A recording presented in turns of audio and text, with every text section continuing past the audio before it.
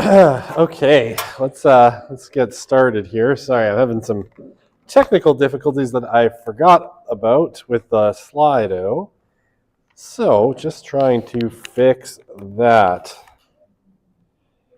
Okay, here it is working, here it is not. I don't know why. Okay. I guess I'll leave that up for half a sec. All right, so I'm gonna get started here. We're gonna keep talking about families today. I am almost done marking the midterm. I got 100 marked out of 125. 25 exams. It's about an hour of work if I'm concentrated. About 17 hours if I'm not. If I go on YouTube at the same time, give me a solid day. I should be done tomorrow. Maybe in the morning, maybe just after lunch, depending on how it goes. But I'm making progress. Maybe a day off what I told you, which was 2 weeks. So, I thought I deleted all the polls. I don't know. Something's wrong. I need to take it all out and rebuild it. I just didn't have time because I was trying to mark exams. So I thought I went and deleted them all, but we'll see. Okay. Let's jump in. Okay, so we were here on Friday. We were talking about marriage. We went over sort of the foundation and capstone models of marriage, suggesting that today the capstone marriage has taken over amongst younger people, so that now marriage is no longer seen as something that both you start with. It is sort of the end product that you add on to your life once you've hit career goals, educational goals, some financial goals, including property ownership. This is, of course, Rigneris's account. Okay, and I guess we left off at this point and the preview. Essentially the idea, marriage, generally speaking, for both men and women, is a good thing. It tends to lead to better life outcomes, more health. You're happier typically when you're married, but we're seeing declining rates of marriage. And what Rigneris suggests is that at least at some level, this seems to be related to men. And specifically, that men are the ones that are typically the ones doing the asking.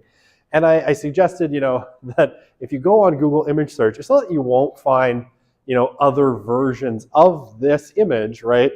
But that this is by far the most typical image you see, which is dude down on one knee with a, shiny rock strapped to a big gold ring, proposing marriage to his lady friend, who seems thrilled, hopefully, at the prospect of marrying this person.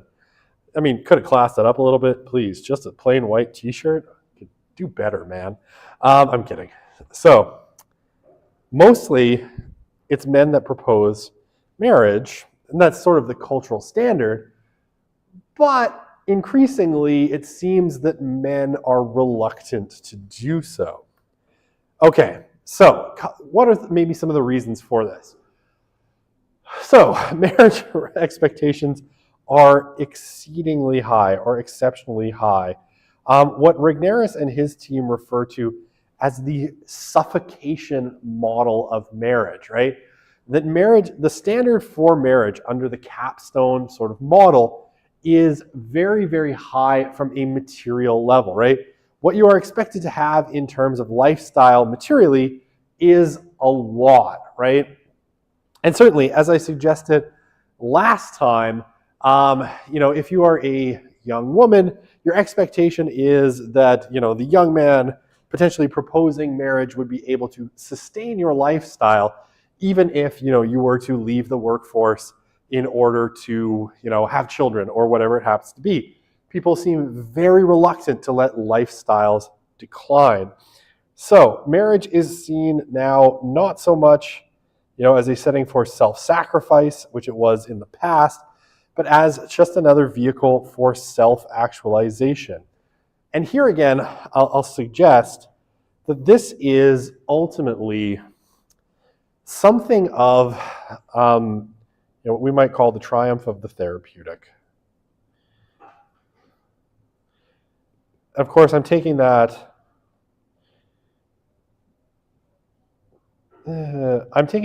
from Philip Reif, who in 1966 wrote a book called The Triumph of the Therapeutic. But marriage is just another thing in a therapeutic culture that is there to make us feel good about ourselves, right? It's supposed to, help us, feel the best about ourselves, be that next step in happiness, make all of our dreams come true, potentially solve, past psychological problems, especially if you have, parental issues in your psychological makeup. And as a result, right, the expectations of what marriage is going to offer are probably higher than what it actually can.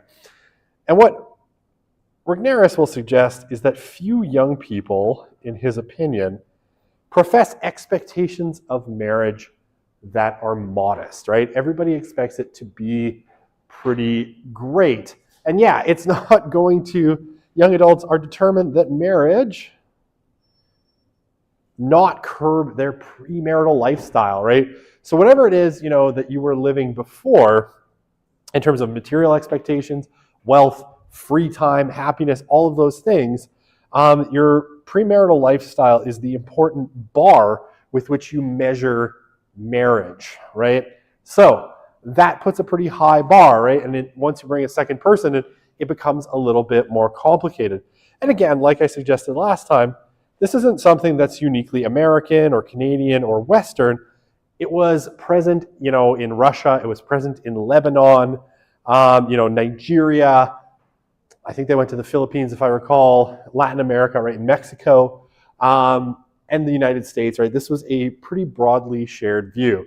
All right, you've seen part of this quote before, but I'm going to highlight a couple little pieces of it because I think it's interesting, right? So men and women have historically responded to temporarily tough economic times by delaying marriage and childbirth, right? This is not controversial. But what Regnerus suggests is that today's couples seem universally uninterested is lowering material expectations, which he takes as a sign of the capstone model. In contrast to the foundations model, the foundational model, where it would have been common to be newly married and poor, right? And that was hard, but it was expected and typically temporary. Not in every case, but more often than not. But in the capstone model, and I'll remember that the purple highlighter is bad, so I'm going to go with light blue. Has that guy left twice? I'm like, is that just deja vu? Or am I in the Matrix? Did the cat leave twice? Okay. I mean, being walked out on once is bad enough by the same person. Being walked out on twice, even more insulting. Someone get his name, I'll fail him retroactively. Okay, I'm kidding. I'm only that vengeful on Thursdays.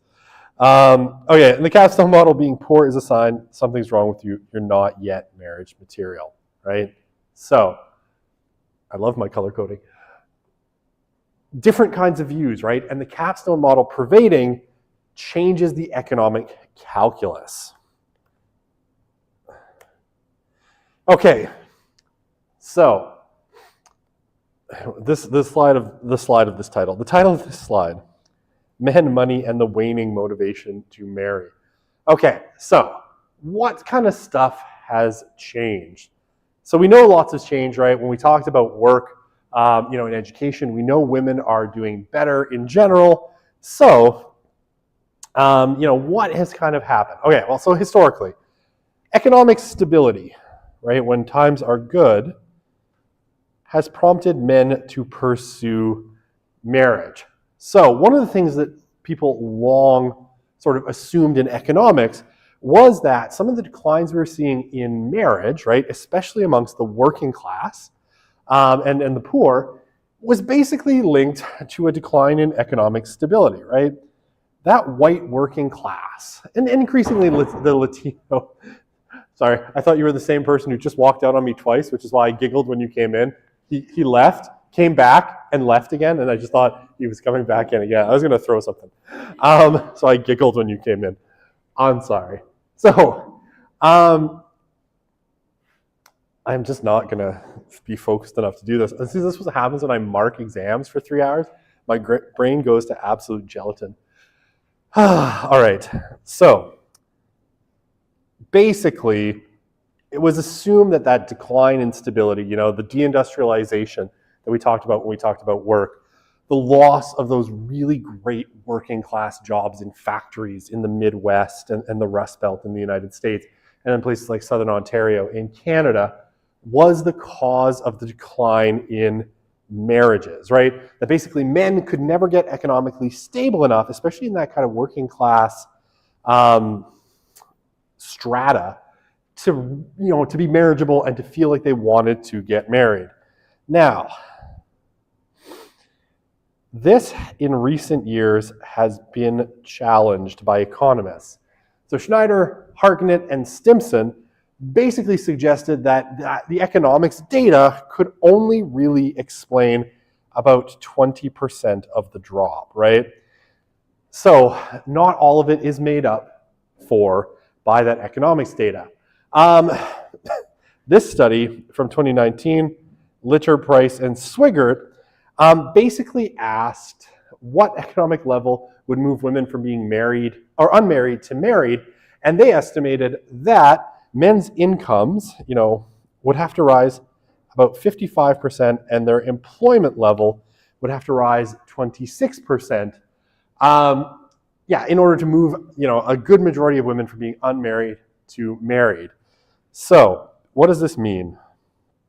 It means that more men than at almost any time since we've been keeping statistics are considered unmarriageable to both educated, careerist young women, and more importantly, their undereducated working class peers, right? So across the socioeconomic spectrum, what we're seeing is more men being considered unmarriageable, right? Their economic prospects kind of suck. And, for lots of really complex reasons, your economic prospects matter a whole lot if you're a man to your being considered someone who is worth marrying or being what we would say is marriageable. Now, I meant to say this when we were talking about education and we were talking about work. All of these struggles, right? So I talked a little bit about this crisis that boys are having in education, right? They're not pursuing education as much. They're not as upwardly mobile as their female peers. They're not doing as well in school, right? So the kind of conclusion is they're not going to advance as far career-wise as a lot of the girls that they grow up with. This is true, across the board, right? If we go into the working class, there's less jobs, they're less stable, they pay increasingly, somewhat less well. And so what we see is a sort of growth in unmarriageable men, right? Now there's other complicating factors here. There's some cultural stuff as well. Men, and we'll talk about this later in the course to some extent, have retreated into things like pornography and gaming somewhat. That doesn't help either, but we now see fewer men that are considered marriageable. Okay, so this also has some other sorts of problems. Men are outnumbered by women in the marriageable portion of the wider mating and relationship market. Okay, so what does that mean? Even in those that are considered marriageable, right? There are fewer men in that portion of the, if we want to think about it in sort of economic terms, right? And I think this is a good way to think about it. We'll revisit this when we talk about sex and intimacy too, because this kind of economic language for marriage comes back. Marriage and dating and sex and all of that stuff. If we think of it as a marketplace, right? Where there are kind of, people who want to get married, there are marriage buyers, there are marriage sellers, and all of this stuff. Men are outnumbered by women. So there are fewer marriageable men than there are marriageable women. So what does this mean? Well, let's just put it in kind of straight, if we want to put it in like liberal economics terms. There's much more let's say, demand for marriageable men than there is supply. So that means they're more expensive, right? They're harder to find, they're more expensive, it is more difficult. Okay, in terms of human relationships, this means that men have more power and time to navigate their way to marriage on their own terms. Okay, so what does this actually mean? Well, one thing, for those marriageable men, right, they can be much more choosy. Why? Because, and I don't know the exact proportions, nobody really does, because this is extremely difficult to measure, but for every marriageable man, there's multiple marriageable women. So they can be really choosy because they know, kind of instinctively that they are in short supply. And how do they know this? Probably because there are lots of marriageable women that are interested in them, right? So what does this manifest as in terms of the wider market? It's men delaying marriage, probably delaying any kind of committed relationship for much longer. Now, men also have a sort of biological, shall we say, advantage in some sense in terms of fertility.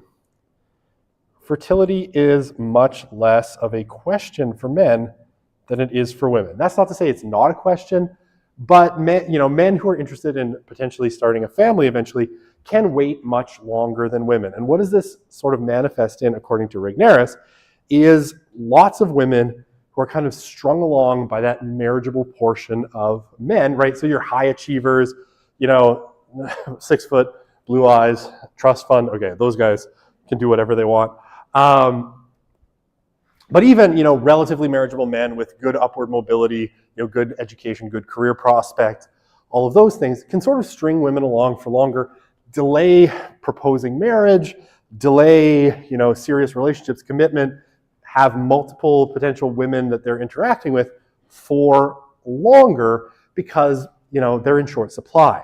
So this leaves women in a bit of a bind as well because they're able to demand committed relationships less easily, right? When you know that, how to put it crudely, well, with not profanely, but crudely, if you dump him, he's going to be able to find someone else very quickly and you're not. This puts you in a sort of relationship bind, right?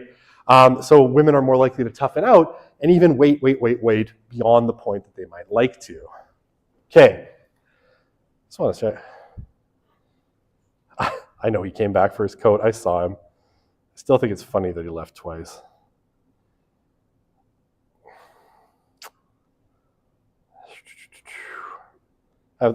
Sorry, there was an implicit threat made earlier to some students who are in one of my other classes that the next person who asked me about midterm grades was going to fail retroactively.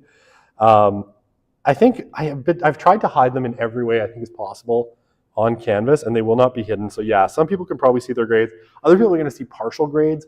And 50 of you emailed me over the weekend about this, leading to my disgruntled status today. Okay, do these findings apply to same-sex marriages as well? Or is there not enough research done on these couples? To answer this question or not. So same-sex couples present a really difficult piece of social scientific research because despite, being legal in Canada for a couple of decades and being legal in the US, I think since 2015, there's a really, really small number of them, right? So they're really hard to find on big social science, like on big surveys, even surveys that have like 20, 30,000 respondents. It's really, really difficult to actually find enough same-sex couples in order to actually generate a lot of data. So the problem isn't that people haven't tried, it's just that the data is really low quality, so it's really low resolution, right? They're quite difficult to find from a social science perspective on a quantitative level. On the qualitative level, a little bit easier, but that I haven't seen any questions on that. Okay. Oh, the other thing, gay men in particular tend to be really upwardly mobile for whatever reason. They're pretty wealthy on the whole if you compare them to the general population. So more of them would be in that kind of marriageable bracket than otherwise. Okay, why does it seem like women have the ultimate choice in relationships if there are less men? It's an illusion. Generally speaking, in terms of making that jump into marriage, it's men who are in the driver's seat, broadly because of that cultural standard that men ask, and also because in that marriageable quartile, there's just fewer of them. Okay, so what are we seeing? Market disparities, and in particular, right, a waning motivation to marry amongst men. Okay, so we could talk about a couple of natural experiments that happen that sort of suggest a change in male psychology when it comes to marriage, right? Or maybe the psychology of both. We'll talk about these, and again, we're going to talk about Melissa's work a little bit later, her work on parenthood, which is super interesting, or two-parent families versus one-parent families, and the rest, a little bit later in the family section. So we're going to come back to Melissa Kearney in a bit. But one of the things that she did with Wilson, her frequent collaborator, is they were asking kind of questions about what has happened when we see kind of natural experiments in increased male incomes and employment, right? So this question, like, if suddenly men's economic prospects improved, would they now, start to get married? So we have sort of two examples that we can look at, one from the 1970s and 80s, and one from the, thought that was screaming for a sec, it's laughter, I'm good. From the 2000, basically the 6-year period from about 2006 to 2012. Okay, so I'll explain what these are. So these are both what we call natural experiments, which are basically social situations that occurred that we can then look at and see, look at a whole bunch of indicators that happened around this same time from existing social science data. So what happened in North Dakota between 2006 and 2012? Well, there was a boom in fracking, right? So fracking is basically this technology where you inject highly pressurized water and chemicals into shale formations to crack them, and once they are cracked, you use that liquid to pump out gas and oil, right, that has been kind of trapped inside of those rocks. And this technology sort of appears for the first time in the mid-2000s. Oil's at a really, really high price point, so it becomes economical to use this kind of fringe technology, and it sets off a boom in a couple of places, but one of the really prominent places was North Dakota. Now, one of the reasons North Dakota is kind of interesting is that it was a relatively economically depressed place, right? There wasn't a lot of economic activity going on in North Dakota. If you've ever been to North Dakota, you'll know why. There's nothing there, right? It's kind of a big empty. Not quite as empty as Wyoming, which is really empty, but North Dakota is pretty empty, right? So what happens? Shale fracking booms, right? It explodes as an economic kind of activity, and all of a sudden, a lot of working class men that otherwise had pretty poor employment prospects have really great employment prospects, right? They become super wealthy. They go from earning minimum wage to earning $40, $50, $60 an hour working on these fracking rigs, and they do really, really well. And suddenly, you see a huge economic improvement for working class men in North Dakota. And it does precisely nothing to the marriage rate. So, men do better, they're doing really great economically, the marriage rate doesn't tick up essentially at all. But we see an increase in both marital and non-marital births. So clearly, men feel more confident and women feel more confident in having children, but there's not an increase in marriage. Okay, so how do we know that this is something kind of newish in terms of social phenomenon? Well, we can contrast a similar boom that happened in Appalachia, right? So that's, kind of Kentucky, some parts of Ohio, and down this stretch of the Appalachian Mountains. This is where J.D. Vance is from. The hillbilly country, right? You might kind of know the hillbillies a little bit more. I forget what's all in Appalachia, but it's kind of, typically working class, typically white. And what happened is there was a big boom, I combined two words, a big boom in coal mining in Appalachia in the 70s and 80s. And what happened as men's marital prospect or economic prospects improved, they got married at a much higher rate. So Rigneris asks, what's changed? Are men losing the motivation to marry? Okay. Other examples, right? Dorn and Hansen did another study in 2018 and basically looked at differences between kind of male patterns of marriage declines in male-dominated industries, declines in more female-intensive employment, and how that affected marriage. And what they found was declines in male-dominated industries deterred marriage in America. Declines in female-intensive employment actually had the opposite effect. When women were struggling more economically, marriage rates actually rose. What this suggests, of course, is that as women's economic prospects get worse, more men become marriageable.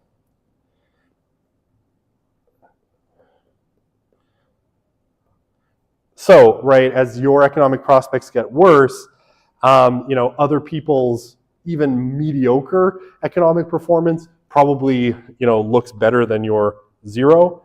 So it moves men so female economic struggles move more men into the marriageable category, which is kind of interesting in and of itself. Okay. Marriage rates decline when the likelihood of women out-earning men rises, and you can find that in Bertrand, Kamenika, and Pan in 2015. Okay, so if a woman is making more money than her potential partners, the odds of them getting married are relatively low. They decline. This is kind of interesting. Kind of in the same vein, I heard this study, and basically they did this survey, and it had an order effects kind of question. So they gave different men surveys with different, with the same questions but in a different order. And one of the things that they found was if they asked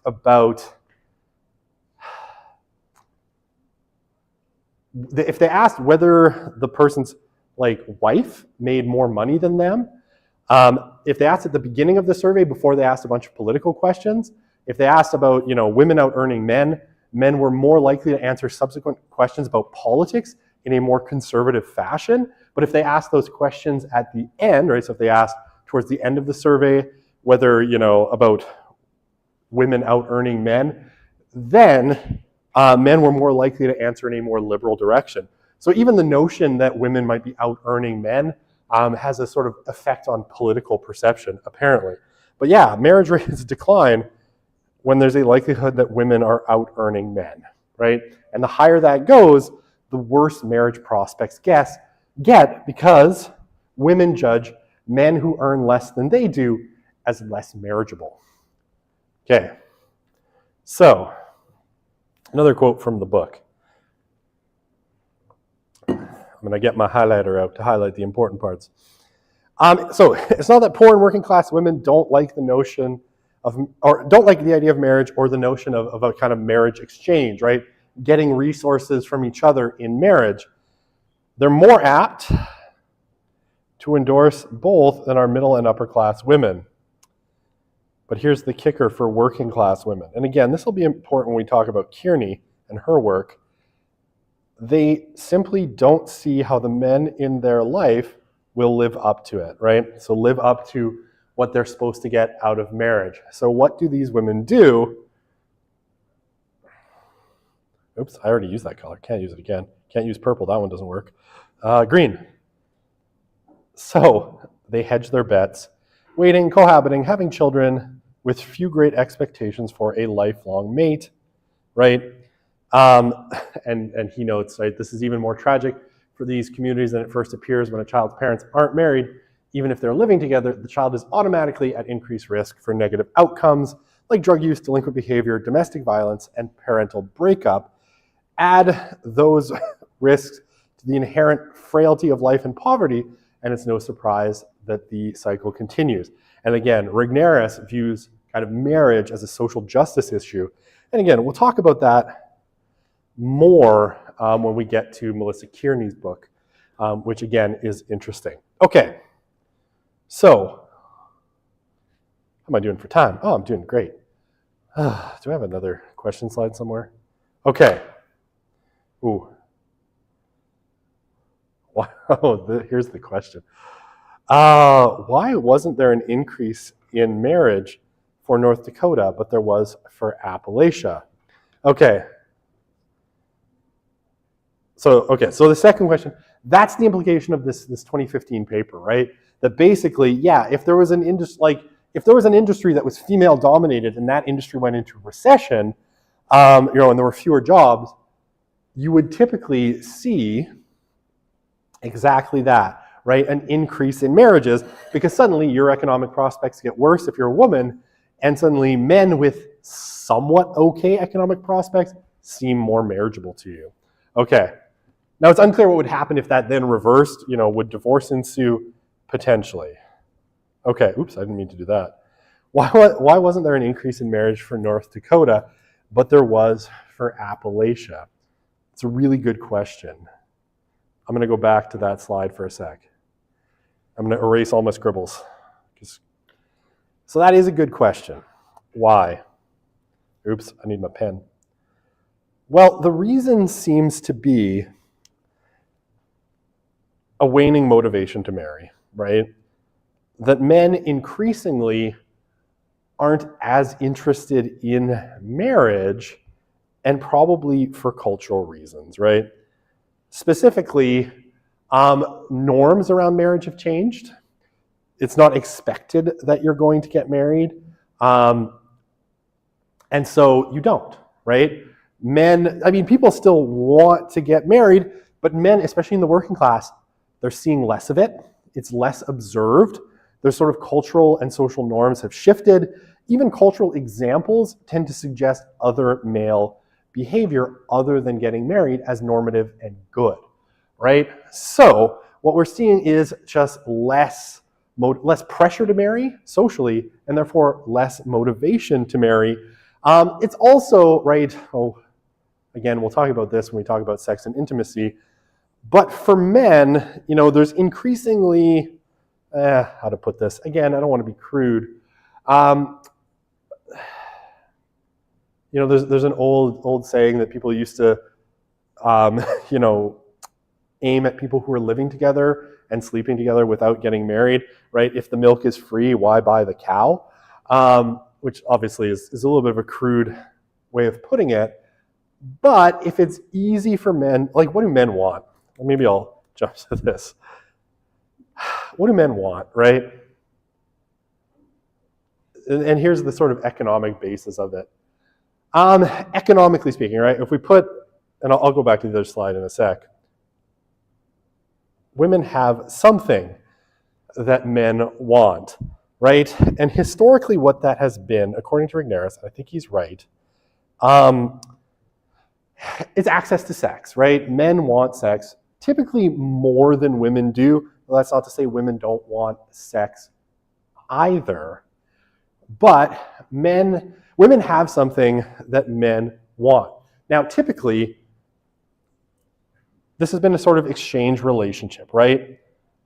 Typically, promises or commitments, in this case marriage or at least engagement, was the sort of promise that women demanded in order to allow men access to their bodies, right? Crudely, it's an economics kind of model, but that's been most typical. I really picked a good picture, didn't I? But it illustrates the point. Okay, so historically, for men, sex was expensive. right? If you wanted sex, you had to give up something substantial, which was, make a commitment to this person. And why? It made sense, for women as well, because the results of sex were expensive as well, right? And the results of sex was babies, right? For most of human history, sex and conception were intimately linked because you had sex, without contraception, pretty good chance that someone was getting pregnant and it wasn't the man, right? And if there was no commitment, babies were kind of a problem for women because they're expensive, they take forever to raise, they tended to lower your ability to attract another partner afterwards, right? It was difficult. So in order to, give men what they wanted, you had to get something in return that was going to secure your economic and social position, right? And especially like for most women, once they had children, their economic potential was radically limited as well. Very different than it was in the past. Very different today than it was in the past.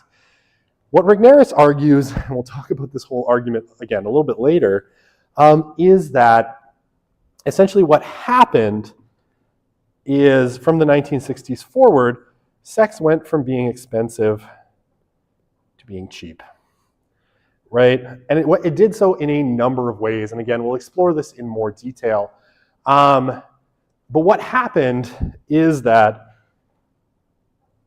sex got cheap in that little is expected from men in return for sex, right? So what Regnerus will say is if it's easy, it's cheap, right? If it's relative, he kind of puts it down, like he'll say, right, that three things sort of contribute to this, right? I'll put the pill because I don't want to write contraception because that's too long. Online dating and porn, right? For men to get at least some version of what they want now is relatively easy, right? Especially, like, not for every man. Some men are going to struggle. We can talk about incels a little bit later. They're kind of left out of this market altogether, much to their great consternation. But for those men who are relatively desirable, right? They have good economic prospects. They're relatively attractive, whatever. It's pretty easy. And even for those that aren't, there's always pornography, right? So men in this sense have even less motivation to better themselves in order to attract women, because at the end of the day, there's an ample supply of porn available online to sort of fulfill their sexual needs.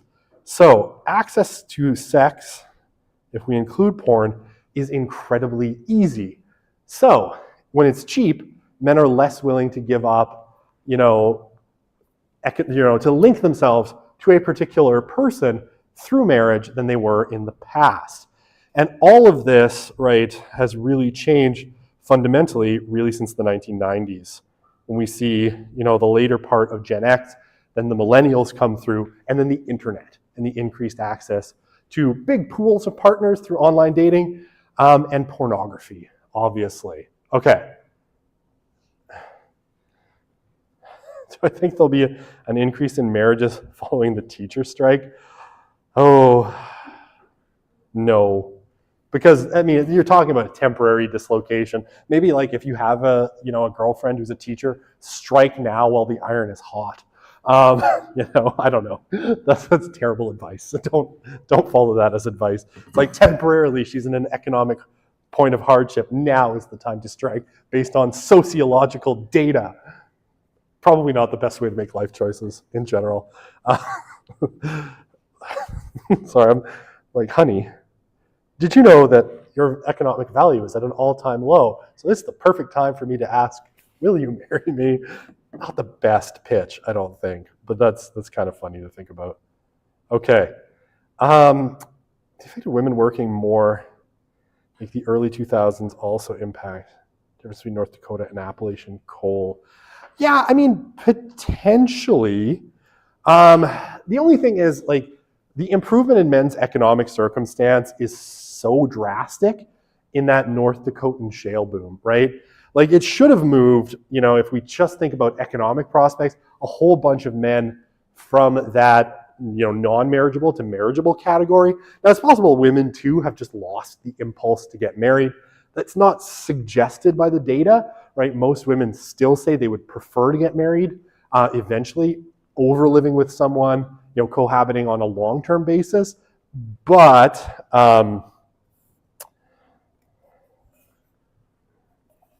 sorry, that's an interesting question too. But we don't see that, right? And yeah, there's probably a cultural difference, but the biggest one seems to be in men, right? At least according to Regnerus.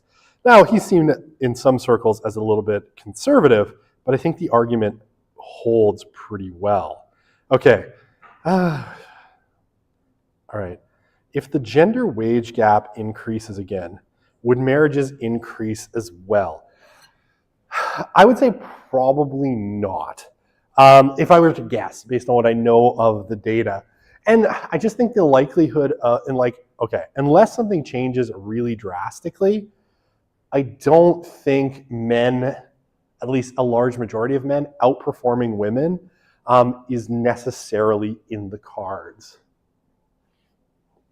My audio is cutting on and off. Come to class. My audio is perfectly stable here. Sorry. Maybe I'm wandering around too much. I don't know. We got 5 minutes left, so I'll try to stand still for 5 minutes. We'll do that. Okay. Clear off that comment. Get back to my thoughts. Yeah, I mean, I really doubt it. Again, the gender wage gap is real, but it's less real than you probably think it is, right? What typically drives the gender wage gap, now we're getting into hard economics data. That slide is, okay. What tends to drive your gender wage gap is a couple of things, right? One is, when you talk about working class men typically in the kinds of jobs they do out-earn working class women because, they go to trades. So the ones who are employed, and that's increasingly few, trades and construction, less manufacturing, right? And these tend to earn more than their equivalents in things like beauty services, childcare, retail, hospitality, right? Trades and construction tend to do better where men can get them. Okay, that's one part. When you talk about kind of upper, in the kind of white collar, that's WC too. Okay, let's say middle class. The thing that tends to, like men and women increasingly are starting roughly at the same spots. What really seems to slow women down is having children, right? They have children, that causes them to take time out of the workplace, which means for whatever period they're out of the workplace, they're not moving forward, they're not getting promoted, they're not getting wage increases, they're not getting raises. And when they come back, they tend to work less hours because now they have kids and it's complicated, right? So that tends to hold them back, and that's where the wage gap emerges. And it depends on the industry, right? Probably the closest is pharmacists, where it's about female pharmacists earn about 94 cents on the dollar compared to male pharmacists because of how that industry's structured. Doctors and lawyers, it's much worse, right? Female doctors earn considerably less than their male counterparts because they work less, right? They tend to take more time off to take care of children, often working part-time or fewer days a week, all sorts of things like that. So the gender wage gap, here, for the working class, you're probably looking at somewhere, between, women making 64 to 75 cents on the dollar compared to men. That's based on the industries they work in. It's much closer, for middle class and upper class, it's probably more like 84 to 95 cents on the dollar.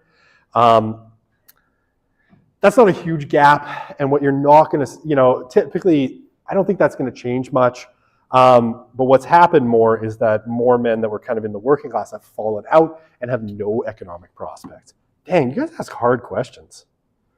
You're stretching my knowledge of economics here, which is not my speciality.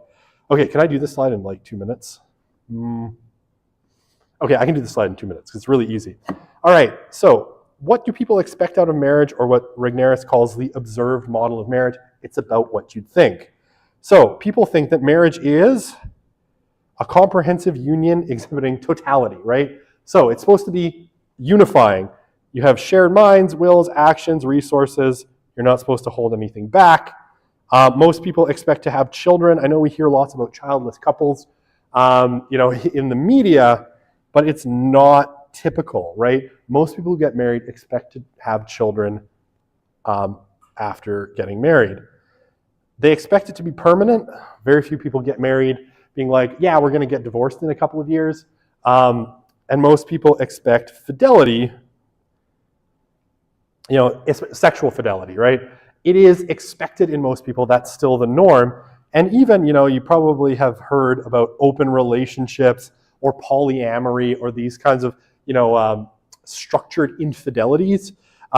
Infidelity, even when agreed upon, typically carries an expiration date. So open marriages don't tend to last because they go against that sort of norm of what marriage is. Okay, I did that in 1 minute. All right, I'm gonna leave it there. Oh, I spoiled my slide.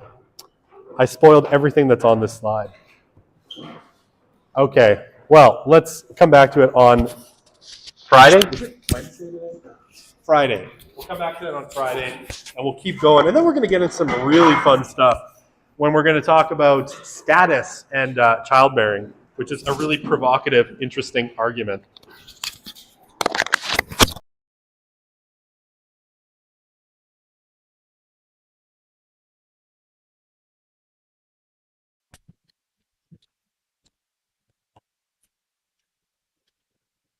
Hi.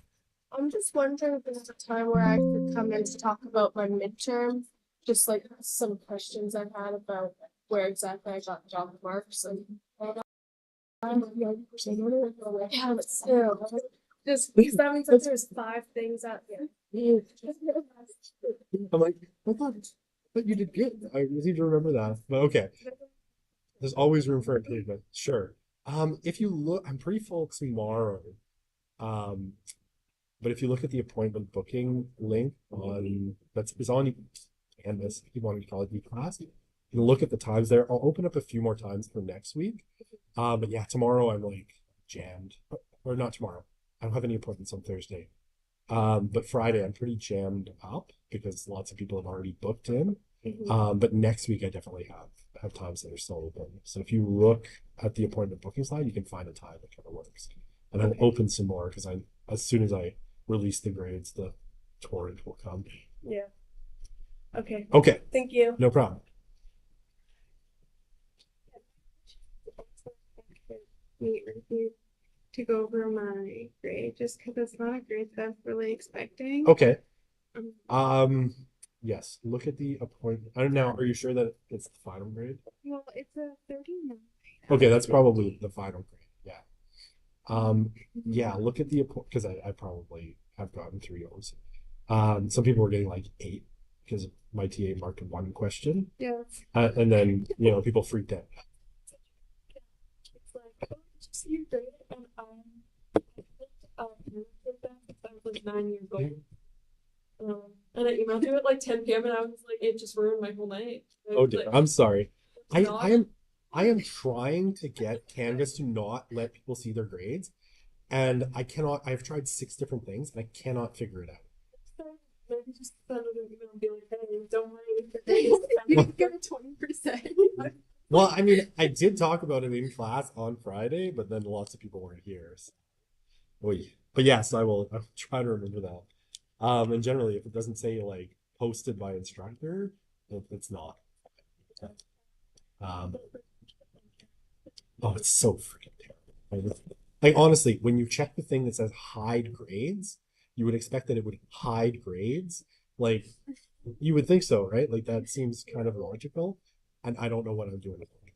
And IST doesn't know what I'm doing wrong either. And it's very irritating because this happens in almost every class. And yeah, often I'll just mark 1 question at a time because it's easier than switching tasks to like 5 different questions. So I'll go through and mark 1 question, 1 question, 1 question. But yeah, then people are like, I got like 9 out of 50. I'm like, no, you didn't. Calm down. Um, I was just like, this isn't who. I was like crying to my boyfriend. I was like, this isn't who. Yeah, I got your email. I was like, oh, this is who I am. right. Yeah, on Canvas, I have an appointment booking link that has like my available times. Um, Go take a look at it, and like I will probably open up some other times next week. Because I just have times right now set on I think Tuesday and Friday, but I'll probably open up sometime. Oh, this really depends on teacher strike. How likely do you think the teacher strike is going to last all of next week? That's a pretty strong chance. Yeah, I'll open up some other slots. I just have to protect my ability to mark other classes. Yeah. Um, okay. Yeah, and I like I said, Tuesday, I know I have time in the morning. I'll probably open up time in the afternoon as well. And maybe on Thursday morning. Just, again, it depends on life schedule because three kids out of school has not been the easiest thing. There's a lot of driving involved, so oh, that must have been fun. That one took a long time to resolve too, right? Our school's in Burnstown. Okay, Education in Saskatchewan. okay, that's so So, weird. yeah, Yeah, okay. Yeah, have a look, and I will. I'll make sure there's a few other slots opened up so people have. No worries.